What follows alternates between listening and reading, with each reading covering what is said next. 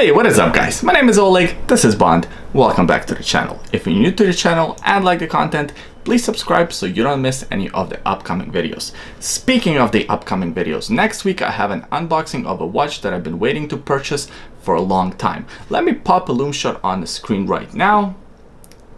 Leave a comment in the comment section. Let me know what watch do you think that is. Maybe you already know, maybe you don't. Try to guess. Let's see how well you know your watches, guys. Now let's talk about the watch that I'm actually gonna review, Guanqin. So GearBest reached out to me a few months ago and they offered to send me two watches in for review. They asked me to pick any of the watches that I wanted. Now, of course, I was a customer of GearBest for a while now. If you don't know what GearBest is, it's basically a Chinese warehousing website. They sell all kinds of things, electronics, watches, clothing, all kinds of different things. So they offered to send me two different watches for review. Now, because I was already a customer, I knew their customer service, of course I agreed. And actually this specific watch that we're gonna review today has been sitting in my wish list for a long time. I really wanted to buy this watch. At the same time, it was $65, I believe, $70, something like that. So I didn't really want to take that gamble. It looked very complicated, a lot of subdials, and I wasn't really sure if it's actually gonna work because triple date Moonphase watch for under $100 just seems like it's too good to be true. So is it?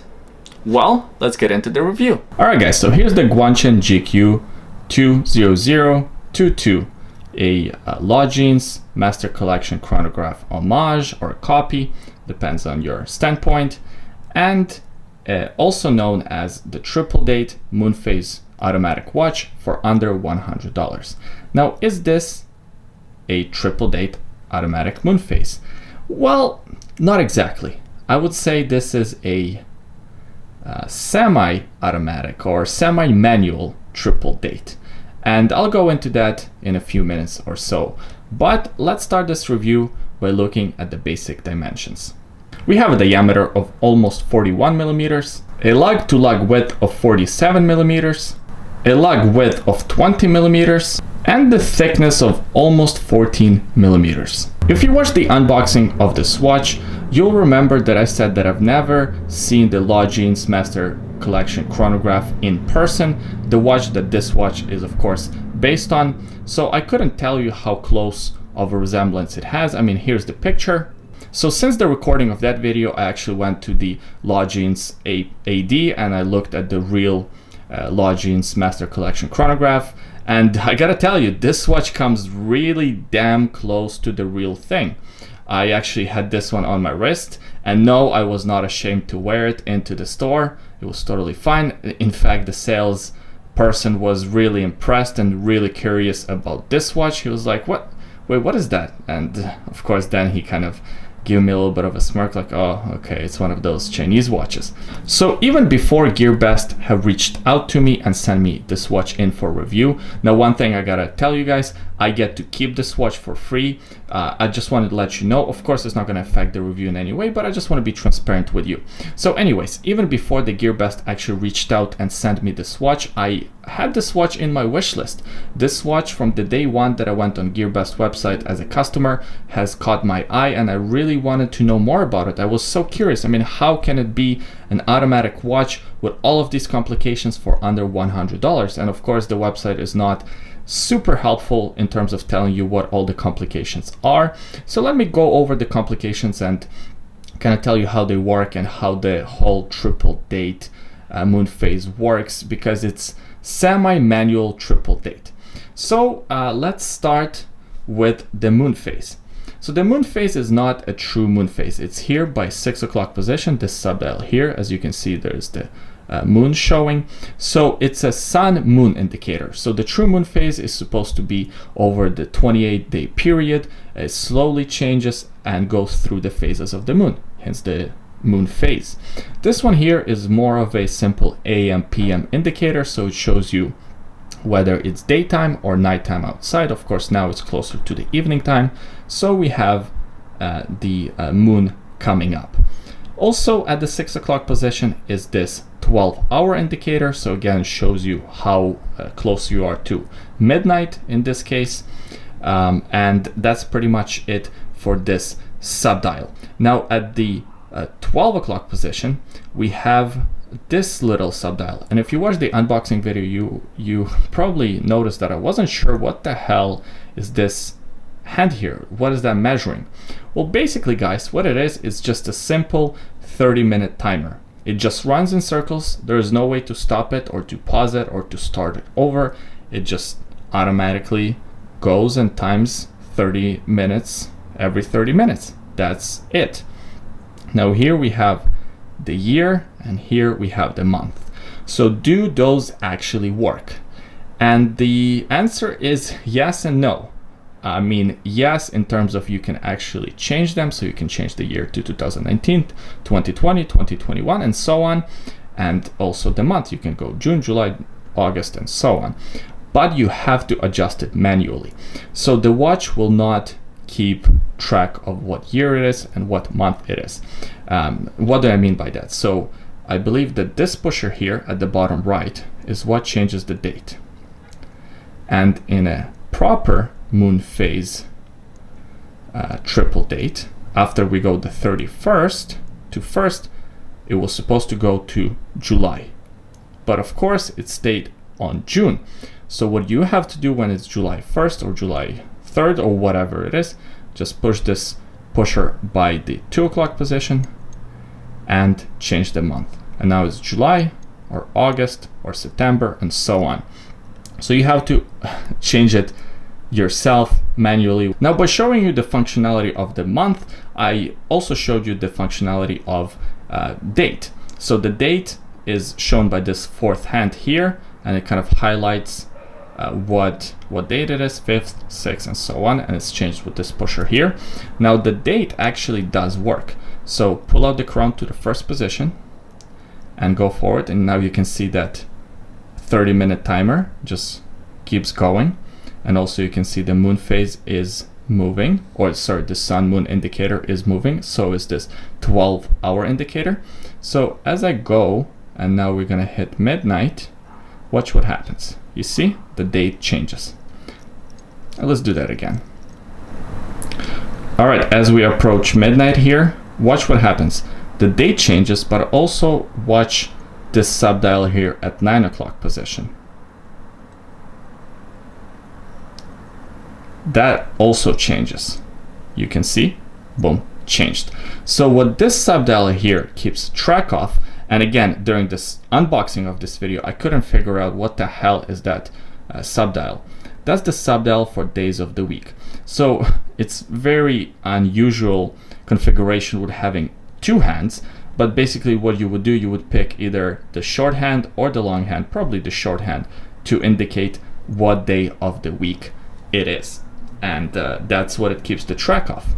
Now, to change days of the week as well as the year, what you would use one of these pushers on this side of the case, and you will need one of these tools. Now, this tool came with the watch. It was in the box. I forgot to show it to you guys during the unboxing, but it was in the box. So what you would do, you would align it with one of the pushers and just push it in. As you can see now, we're changing the year. So the year here, the year wheel, goes up to 2027, I believe. 28. All right, so 2028. So it goes from 2017 to 2028, and then it resets. So you have this watch for about 10 years until it becomes obsolete. And it'd be good if the movement and the actual watch lasts you for 10 years because it's only $63. Now, this pusher here would change days of the week. So that's how you change this subdial here. So while we are on the subject of the dial, just look how beautiful it is. It's done really well. I mean, it has a pretty nice texture to it. The printing of the Arabic numerals is done really well. Stainless steel rings around subdials are also done really well. To be fair, this sun moon indicator could be done a little bit better, could be a little bit more shinier, more sparkly, as it is in more high-end watches. And of course, for $63, hard to complain about that. The set of hands look like they are blued, but I'd be surprised if they're actually blued by fire. I think they're just been painted blue. but they do sparkle really nice in the lighting conditions. And we also have the applied Guanqin logo by the 3 o'clock position. Let me just move the date hand out of the way. However, it's not all positive with the dial. And here is my very first negative with the watch, but specifically with the design. Sometimes it's hard to tell what time it is because there's so much going on. I mean, there's 4 different hands, and also there's so many different numbers. I mean, you have the Arabic numerals for the hours, then you have the date track behind it, and then you have the minute track behind that. So it becomes a little bit confusing. You kind of always look at the date track instead of looking at the minute track when you're trying to figure out what time it is. It certainly takes some adjusting. Taking a closer look at this case, we have an all stainless steel case with the polish. The polishing is done well. There are no brush surfaces at all. It's all polished. It's competent, not too bad, but nothing spectacular. Pretty good for $63. Of course, the 2 pushers that I demonstrated earlier, and these 2 pushers here. We also have the crown at the 3 o'clock position. It is a signed crown with the G for Guanqin. Taking a closer look at the back, it's a stainless steel case back with the see-through window displaying the movement. Now, in my unboxing video, my initial impression was like, oh, it's just another cheap Chinese movement, and it kind of is. I think it's some sort of seagull movement. I couldn't find the exact information on the movement anywhere online. Maybe if one of you guys know, please do leave a comment. Let the rest of us know. Sorry, I can hear the police sirens outside. It's not a screw down case back, it just pops out. As you can see, you can prime it here with the tool. But the movement is fairly good looking. It's pretty. I mean, for $63, you won't expect much decoration. I don't think these are actually, again, blued by fire screws. They're just painted blue. But nice touch. It's not a bad movement to look at. It's not ugly. I hate to say it, guys, but it looks pretty good. I enjoy looking at it. Taking a closer look at the strap, if you bought any one of these Chinese watches, you know exactly how the strap feels. It's pretty much identical all across the board. I mean, I've had pretty much the same strap on a Jaguar watch that cost $20 and the Taviz watches that cost $15-20 from GearBest, as I do on this $63 Guanqin. I'm actually glad that they spent the extra money on the actual stainless steel case, not just chrome plated, and of course better finishes and better overall quality of the watch instead of upgrading the strap, because I think if you're buying one of these watches, you are kind of expecting almost to replace the strap yourself. We also have this interesting clasp here that comes with the watch. To be honest, I'm not a big fan of this clasp. It is signed here with the Guanqin logo. And the way that it works, basically you pop this part open, you slide this end in, adjust it to your wrist size, close it, and that's it. And once you have it on, basically you slip it onto your wrist and lock both sides like this. It's kind of a butterfly clasp.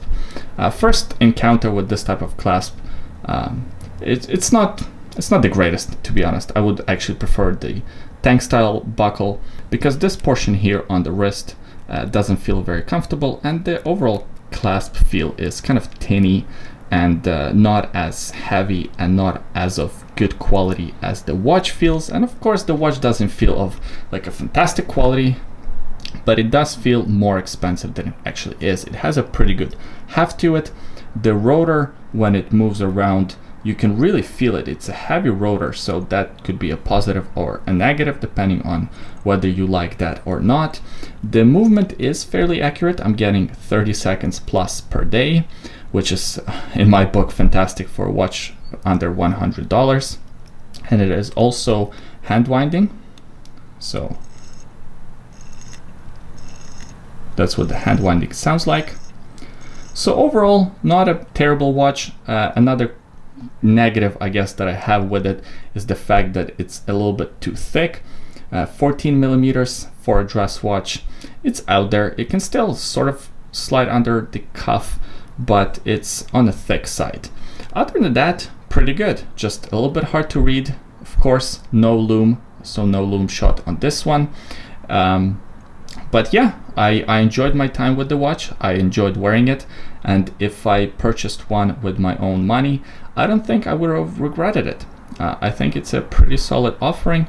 Of course, a bit disappointing about the fact that those sub-dials, some of them actually are automatic and are tied to the movement, and some of them are manual.